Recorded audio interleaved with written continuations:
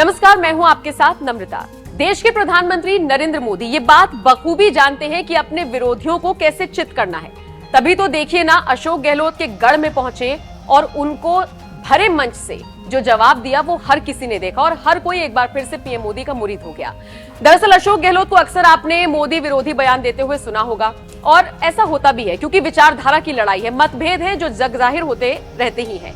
और कहीं ना कहीं अशोक गहलोत फैसलों पर सवाल उठाते हैं मोदी सरकार के और कई तरह के आरोप लगाते हुए नजर आते हैं। कांग्रेसी है ना, तो फिर सवाल तो उठाएंगे ही। लेकिन सोचिए, नरेंद्र मोदी राजस्थान जाएं, मंच पर अशोक गहलोत भी मौजूद हो और नरेंद्र मोदी तंज कसने के बजाय सीधे सीधे कह दें गहलोत तो मेरे मित्र हैं। अब सोचिए सामने वाला क्या करेगा। कुछ ऐसा ही हुआ उस वक्त जब नरेंद्र मोदी राजस्थान दौरे पर गए। जी हाँ, पीएम मोदी ने नाथद्वारा में 5500 करोड़ रुपए से ज्यादा की विकास परियोजनाओं की शुरुआत की और इसके बाद उन्होंने जो मंच से कहा वो सोशल मीडिया पर वायरल हो रहा है। दरअसल मंच से पीएम मोदी ने अशोक गहलोत को अपना दोस्त बता डाला। उसके बाद से ही सोशल मीडिया पर एक नई बहस छिड़ गई है कि अब ये विरोधी क्या करेंगे जब खुद मोदी इन्हें अपना दोस्त बता रही हैं। और सबसे बड़ी बात देखिए, मंच से ही नरेंद्र मोदी ने अशोक गहलोत को सबक सिखाने का भी काम किया। हुआ क्या, हुआ ये कि राजस्थान के मुख्यमंत्री थोड़ा सा तेज बनने की कोशिश कर रहे थे कि सबके सामने यहां पर एक मुद्दा उठाऊंगा और उस मुद्दे में कहीं ना कहीं पीएम फंस जाएंगे। तो राजस्थान के मुख्यमंत्री ने ईआरसीपी प्रोजेक्ट का मुद्दा उठाया और कहा कि राजस्थान के 13 जिलों में पेयजल का संकट है। अब सोचिए इस पर पीएम मोदी का बयान क्या आया। पीएम मोदी ने वहीं पर कहा, यदि जल संकट की समस्या का समाधान पहले कर लिया गया होता तो जल जीवन मिशन की आवश्यकता ही नहीं होती। इसके साथ साथ पीएम मोदी ने यह भी कहा कि जो लोग हर चीज वोट के तराजू पर तोलते हैं वो देश के भविष्य को ध्यान में रखकर योजना नहीं बना पाते। पीने के पानी के संकट जब होता है गांव के अंदर, आप कल्पना कर सकते हैं क्या स्थिति बनती है। कोई जमाना था राजस्थान भर में बहुत सूखा पड़ते थे। अब जल जीवन मिशन जो केंद्र सरकार की योजना है, आधी भागीदारी राजस्थान सरकार की है, वो हम काम आगे बढ़ा रहे हैं। हम चाहेंगे धीरे धीरे कम से कम पीने का पानी लोगों को मिले। उसमें मैं समझता हूँ कि आपकी भूमिका बहुत बड़ी होगी। जो लोग कदम कदम पर हर चीज वोट के तराजू से तोलते हैं वो कभी देश के भविष्य को ध्यान में रखकर योजना नहीं बना पाते।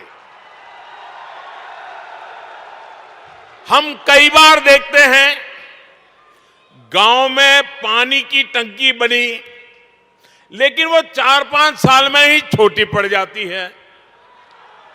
कितनी सड़कें या फ्लाईओवर ऐसे होते हैं जो 4-5 साल में अपर्याप्त लगने लगते हैं। हमारे देश में इसी सोच की वजह से इंफ्रास्ट्रक्चर के निर्माण को प्राथमिकता नहीं दी गई। इसका बहुत नुकसान देश ने उठाया है। अब जिस तरह से ये सवाल जवाब का सिलसिला हुआ उसको लेकर भी अब चर्चा हो रही है और साथ ही साथ पीएम मोदी ने गहलोत को जिस तरह से दोस्त बताया उसकी भी चर्चा हो रही है। प्रधानमंत्री मोदी ने राजस्थान में जिस तरह से डंके की चोट पर बयान दिया उसके साथ आपको छोड़े जा रहे हैं। आप इस खबर पर क्या राय रखते हैं, कमेंट करके जरूर बताएं। हमारे देश में कुछ लोग ऐसी विकृत विचारधारा के शिकार हो चुके हैं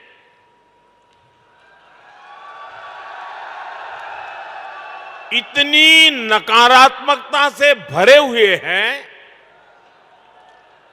देश में कुछ भी अच्छा होता हुआ वो देखना ही नहीं चाहते और उन्हें सिर्फ विवाद खड़ा करना ही अच्छा लगता है। अब आपने कुछ सुना होगा, जैसे कुछ लोग उपदेश देते हैं कि आटा पहले कि डाटा पहले, सड़क पहले कि सैटेलाइट पहले। लेकिन इतिहास गवाह है कि स्थायी विकास के लिए, तेज विकास के लिए मूल व्यवस्थाओं के साथ ही आधुनिक इंफ्रा बनाना भी जरूरी होता है। जो लोग कदम कदम पर हर चीज वोट के तराजू से तोलते हैं वो कभी देश के भविष्य को ध्यान में रखकर योजना नहीं बना पाते। हम कई बार देखते हैं गांव में पानी की टंकी बनी, लेकिन वो 4-5 साल में ही छोटी पड़ जाती है। कितनी सड़कें या फ्लाईओवर ऐसे होते हैं जो 4-5 साल में अपर्याप्त लगने लगते हैं।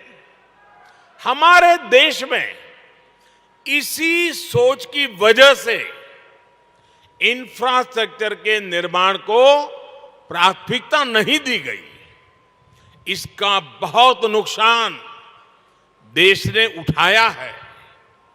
अगर पहले ही मान लीजिए पर्याप्त संख्या में मेडिकल कॉलेज बन गए होते तो पहले देश में डॉक्टरों की इतनी कमी नहीं होती।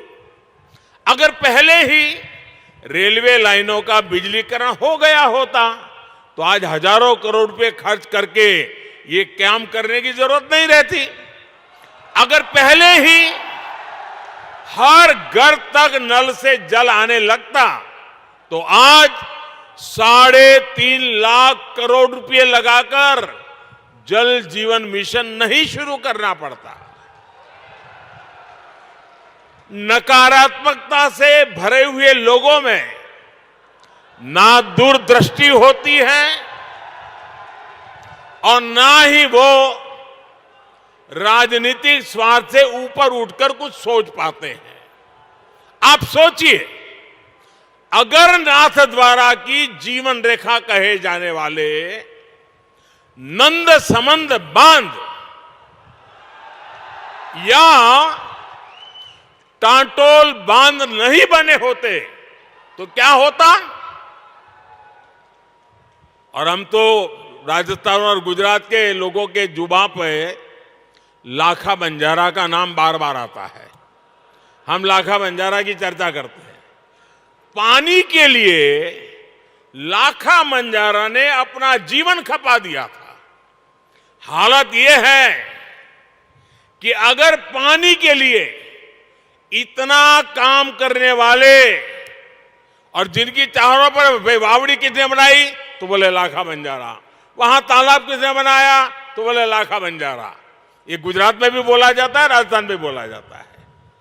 मतलब हर एक को लगता है भाई पानी की समस्या का समाधान कोई करता था तो लाखा बंजारा करता था।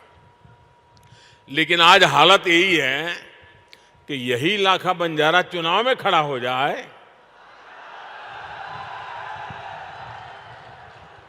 तो ये नकारात्मक सोच वाले उसको भी हराने के लिए मैदान में आएंगे।